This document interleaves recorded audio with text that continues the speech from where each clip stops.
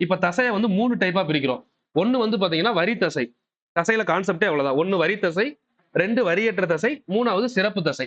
இந்த மாதிரி 3ஆ பிரிக்க முடியும். இப்ப வரி தசை அப்படின்னா அதுக்கு இன்னொரு பேரு வரி தசைக்கு பேரு இயக்கு தசை. இயக்கு தசை அப்படின்னா நம்ம இயக்குறோம் அதை. அதனால அதுக்கு பேரு இயக்கு தசை. வரி தசை. வரி தசை எங்க காணப்படும் அப்படின்னா எலும்பை சுற்றி காணப்படக்கூடியது. இப்ப சொன்னேன் இல்லைங்களா, காலு, கை, அந்த எலும்பை சுத்தி காணப்படுறதுக்கு பேரு வரி தசை. சரிங்களா? எலும்பு இல்லாத இடத்துல காணப்படக்கூடிய தசைகளுக்கு பேரு வரியற்ற தசை. இந்த வரியற்ற தசை எல்லாமே பாத்தீங்கன்னா இயங்கு தசை. அதை நம்மளால இயங்க முடியாது. அது இயங்கு. இயங்கு அப்படின்னா தன்னால இயங்கக்கூடியது. இயக்கு அப்படின்னா நம்ம இயக்கக்கூடியது. நம்ம எலும்பை மூவ் பண்ணும்போது தசை இயக்குது இல்லைங்களா, அது இயக்கு தசை. இப்ப எலும்பு இல்லாத இடத்துல, சரிங்களா, இப்ப ரத்த குழாய்கள் எடுத்துக்கோங்க.